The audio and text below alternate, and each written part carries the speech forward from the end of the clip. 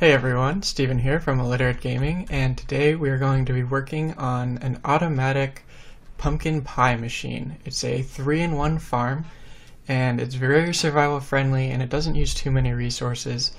Pretty much all the resources that you're going to need you can see behind me here. And yeah, it's really survival friendly, and it's a pretty sustainable source of food if you don't want to be murdering animals all the time. And it's kind of cool just to have, just because automation is fun. So how the tutorial is going to work is I'm going to build it all one piece at a time and explain how it works, and then we'll just do little walkthroughs as the building progresses, and then we'll just do an overview at the end. Alright, so I'll see you in a second. Okay, so we have finished the first step, which is the primary sugarcane farm. As you can see, we have 6 blocks of sugarcane here ready to go, and we have 6 blocks of slime blocks. And we use slime blocks because they're really bouncy, and when they break sugarcane, it shoots them into this water stream.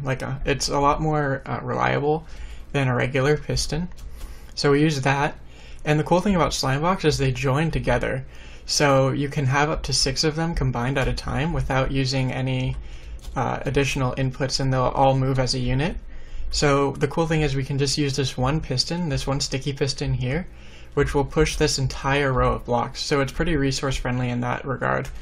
And we have it encased in obsidian because slime blocks, they will grab blocks that are around them unless it's obsidian. And we have this one corner punched out because it's going to be necessary to power this block, which will activate both the droppers. So I went with a double dropper design. This dropper is going to be dropping the pumpkins, and this dropper is going to be dropping the eggs. But we'll get to that when we finish the other parts. So for the next part, I'm going to be working on the eggs, and I will see you in a minute.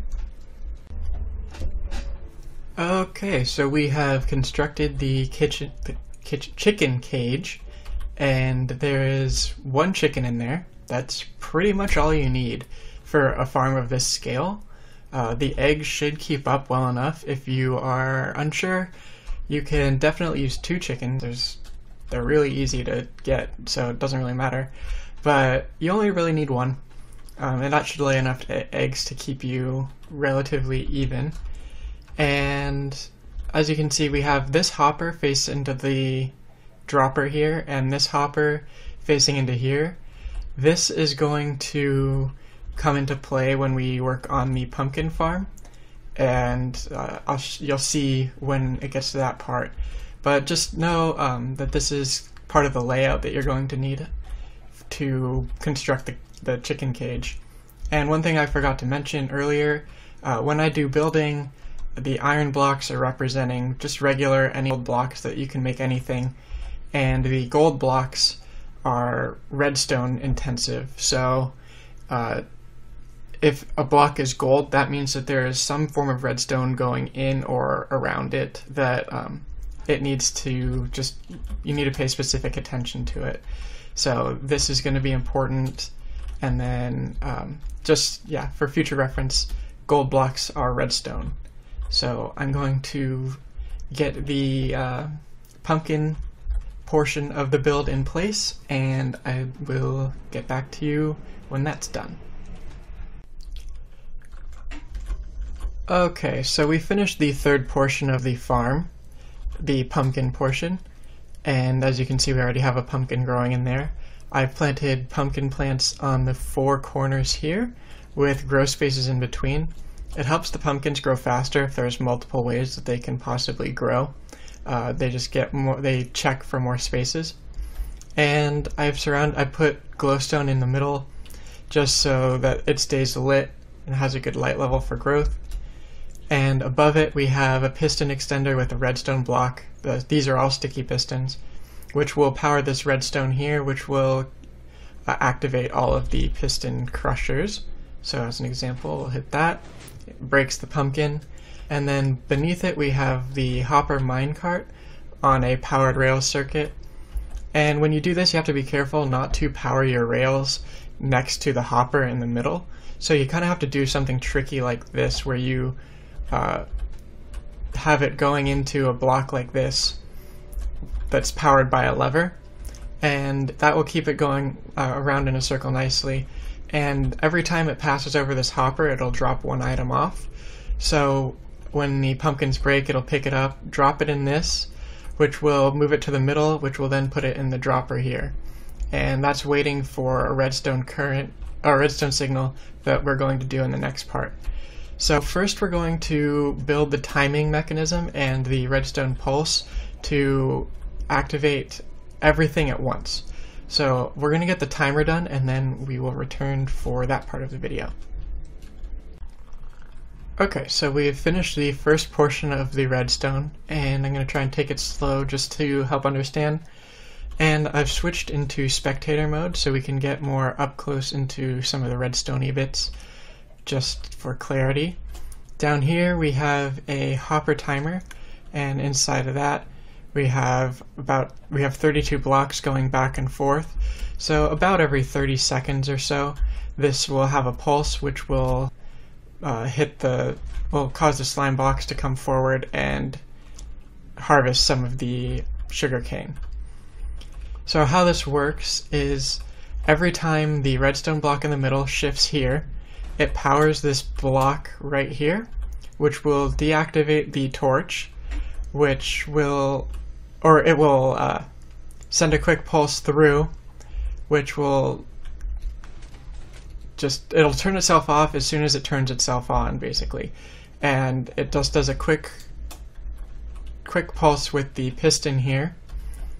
And that's just a basic pulse shortener design. I think there might be a more compact version. I just think that this version works pretty well for this design. And when this torch here deactivates, or when it activates, this repeater will send a signal through a block here into, this is kind of hard to see, into another repeater, which powers both of the hoppers, if you can see it right there.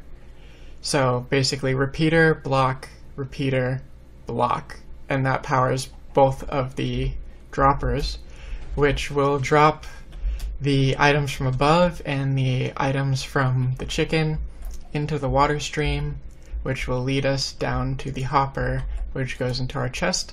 So this is what we have accumulated so far in the build. And we still need to automate the crushing mechanism because right now it's not doing pumpkins. So I'm going to do that real quick, and then the machine will basically be done, and we'll just do a brief overview. Okay, so this part's pretty easy, and I thought I would leave this in place just so you can kind of get an idea of how to build the stair step. So basically when this gets powered, it'll send a pulse into the repeater, which will allow us to run our redstone wiring up to the top. To do that, I've done half slab stair stepping, and I find the best way to do it is just get a block at the top level so that you can place something on top of it, and place a block on top of it, and then wherever the top of that block is, place a slab next to that, and then just keep doing that all the way to the top. And then when you're done, just work your way down and take out the middle blocks that you use to place everything with. And then all you do is you run your wire up to the top here, up to there, and right over there. So in a second we will see the pulse fire, and let's see if we can watch it make its way up the top of the ladder here. Yeah, just like that.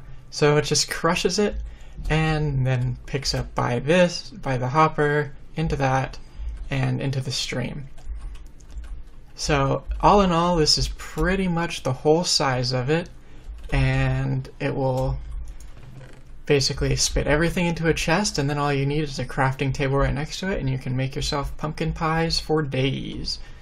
I guess you could scale it if you wanted to, but there's probably not much of a reason to. If anyone has any suggestions or improvements, please let me know. I know that there is one mistake I made earlier, and it was I put an iron block here. That has to be an obsidian block, otherwise these slime blocks will get stuck when they extend, so this has to be obsidian. And you can still put tracks on it, so it's totally fine either way. So just do a quick fly around in spectator mode, and that will conclude the video. Thank you guys so much for watching, and I'll see you in the next one.